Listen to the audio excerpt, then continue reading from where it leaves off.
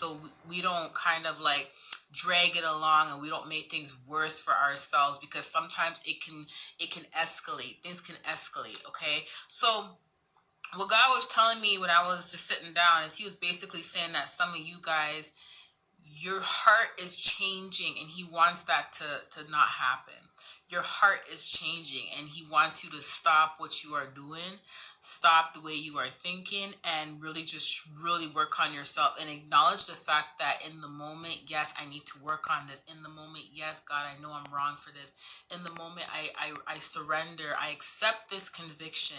I accept this rebuke, and I'm going to work on this, God. This is something that I need to work on in order for you to be able to elevate me, for me to be the person you need me to be, for me to do the works you want me to do.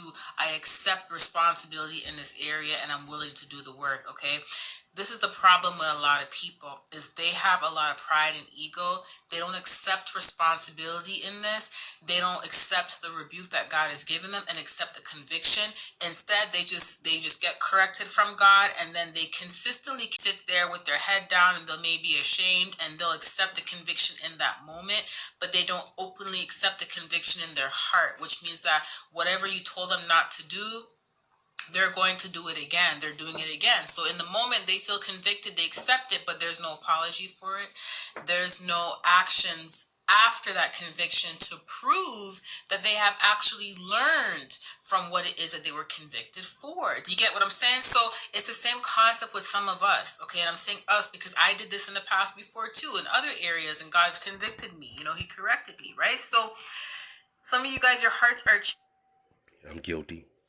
I still do it to this day. I be doing stuff and I be like, you know what? Or, you know what I'm saying, I say something, or me and my, you know what I'm saying, my significant other, we get at each other and I say something, I got to go back and be like, I apologize, and I got to go back and recalculate. Tell God, hey, I'm sorry. Please forgive me. I know I told you I was going to calm down. I know I told you I wasn't going to say that to her, and I did it again. Please forgive me. I put my head down. I do that same thing like a little kid. I'm sorry, God. Please forgive me, because I'm sorry. I mean, I really mean that. You gotta really mean it. God knows when you tell the truth, man. You can't lie to Him. You lie to everybody. You know what I'm saying? Your girl. You can lie to everybody on this media. You can't lie to God, man. He see right through you. I mean, your books. He already got your book written. He's like, why he lying to me, man? I'm looking at his page right there. Come on, man. You gonna lie to me? Boy. changing because you're not accepting the conviction that God has corrected you. You're not accepting the correction, which means you're not applying what God said to your life. You're not taking it seriously. And let me give you an example what he was telling me. Basically, some of you guys, he said some of you guys are turning bitter in your heart area, are turning bitter. And let me give you some examples. I told you guys for the last couple of videos, that especially that video about You Made It, how God is preparing us, for us to be elevated, and he's preparing us for the real war, and that we are about to go into a season where we are going to reap rewards for being obedient, right? And because of that, God has specific expectations from us. Okay.